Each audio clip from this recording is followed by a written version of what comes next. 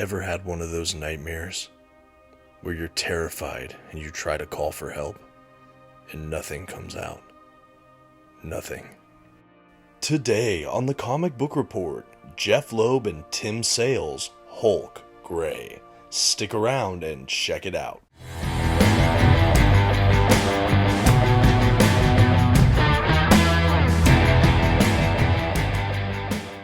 Greetings all, my name is Dominic and today you're tuning in to the Comic Book Report, where we review comic books and graphic novels so you can get an idea of what to read.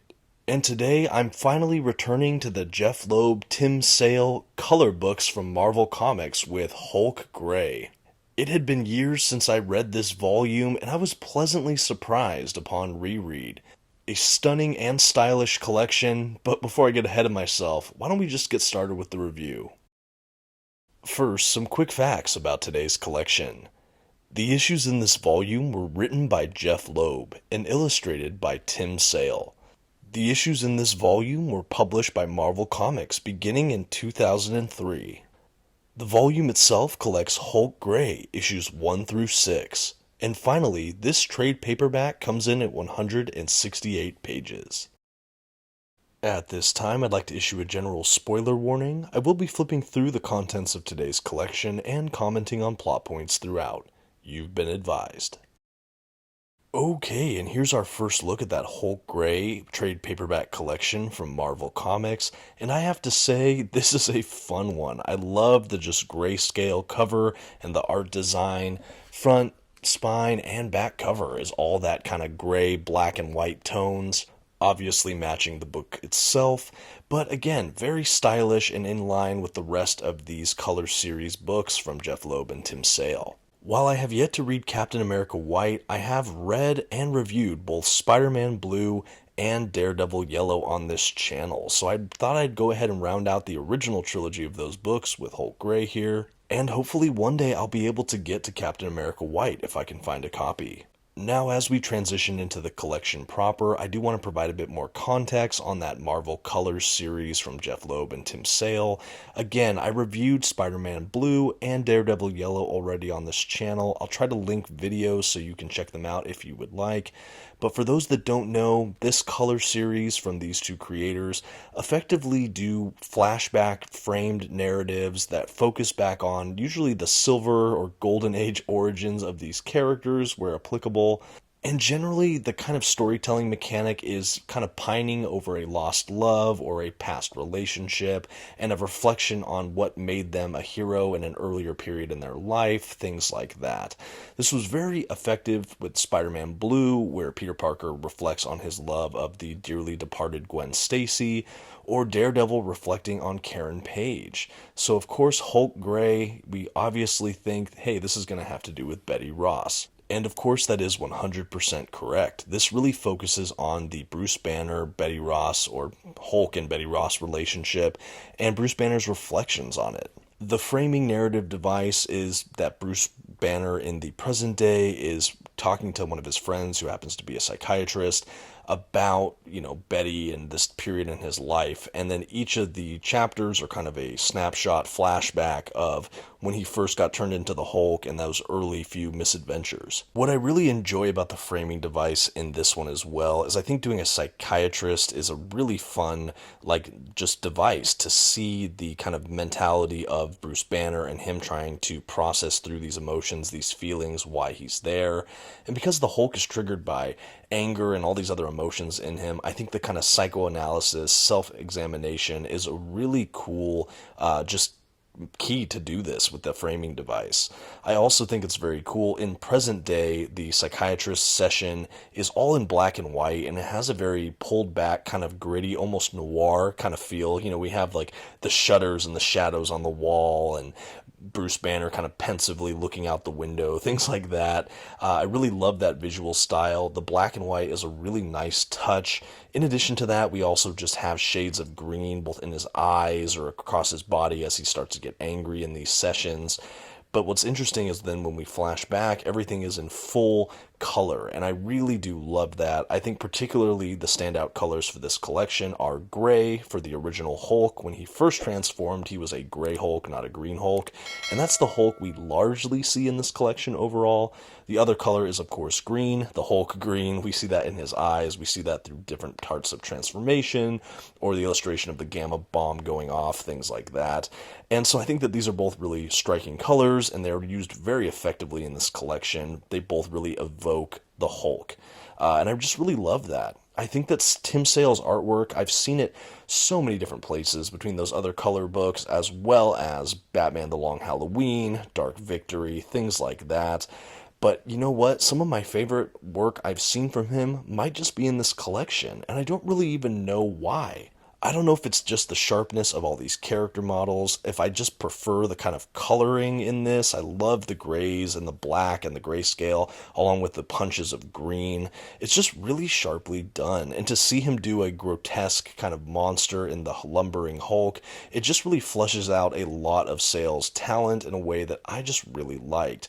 And I think upon revisiting this, that was something that really struck me, as just the beauty of Sale's artwork. I know I've been reflecting on him a bit more this past year as we lost him the end of last year, I believe. So I've been revisiting some of his work and just really thinking about this artist, and I've just been noticing little things that just strike me even more, and I definitely saw that with Hulk Gray.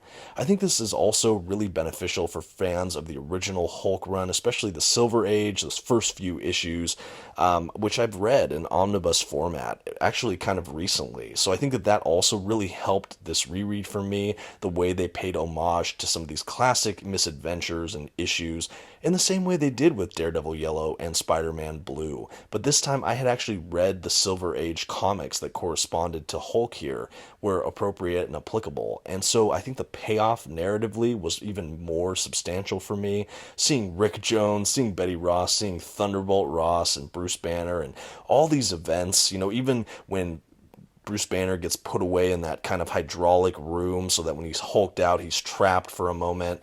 Seeing that redone in a kind of modern storytelling compared to what we saw back in the Silver Age, it was just a really great throwback, and I think that there's such a lovely attention to detail for longer term Hulk fans.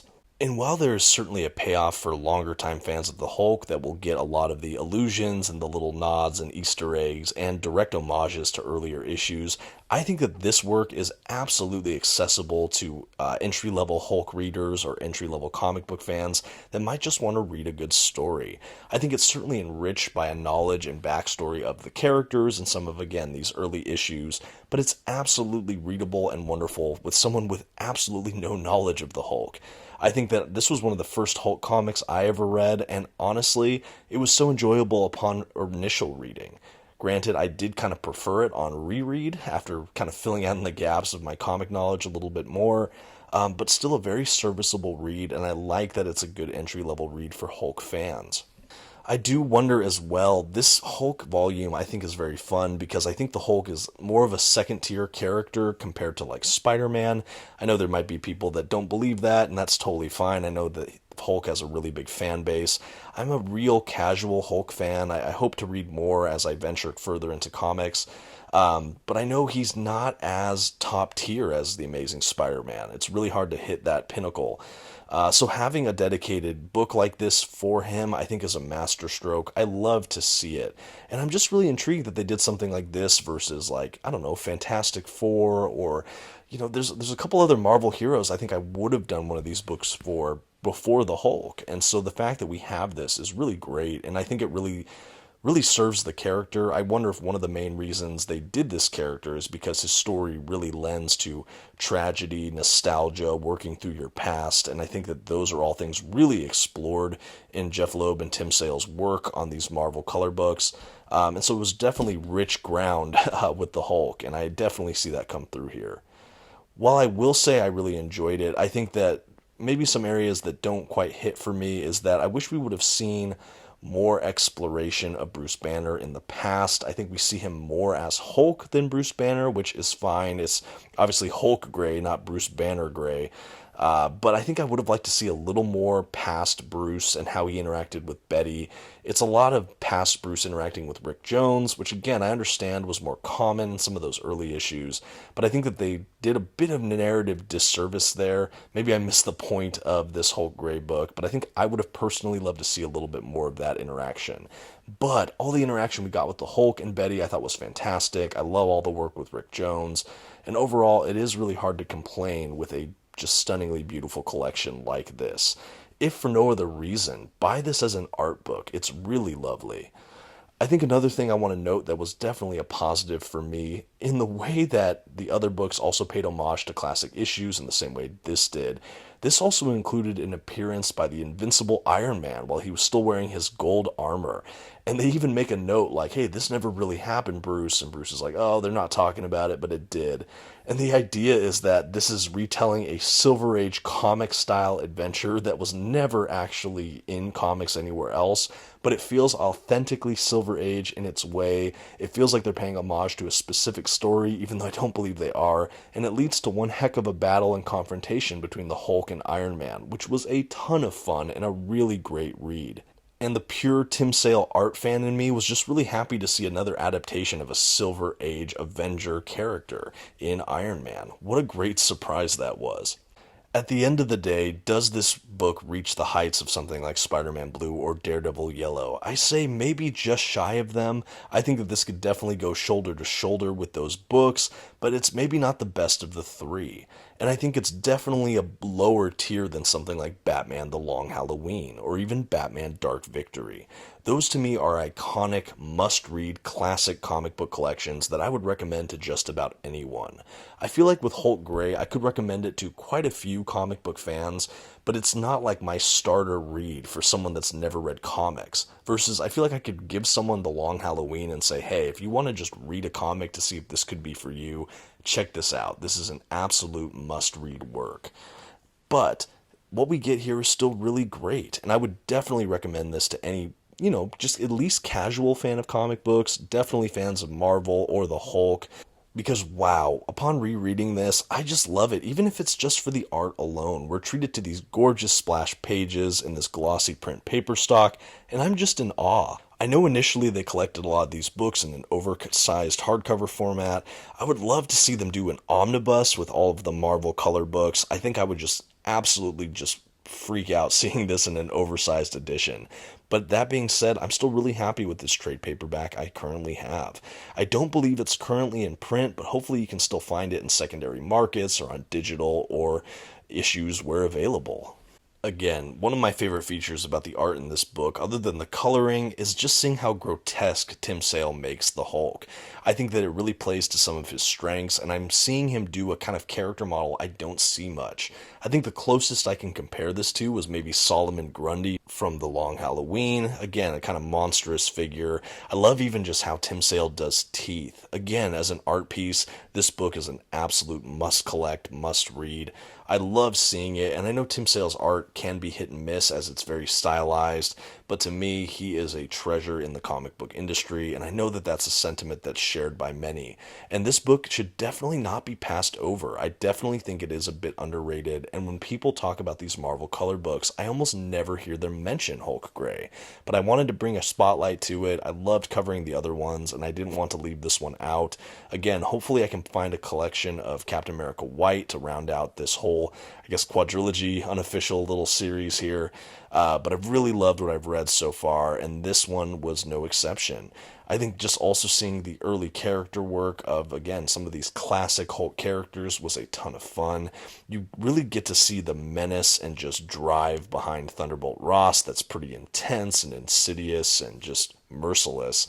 And just seeing Betty's sort of motivations early on, just seeing her disdain for the Hulk and her seeming compassion and care for Bruce Banner, and us as the reader being treated to that obvious kind of dilemma and situation. It's just really quite fun to see.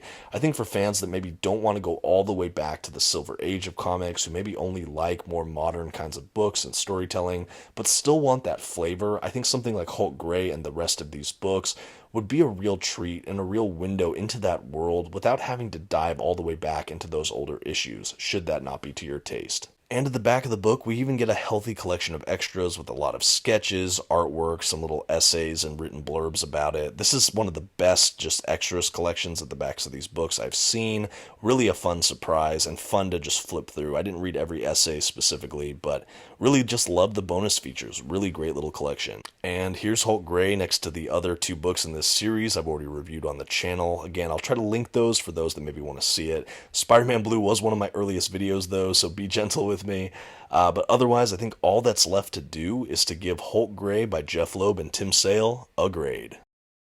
For this underrated gem with lush artwork and a very fun framing device, the Comic Book Report is happy to give Hulk Gray by Jeph Loeb and Tim Sale an A-.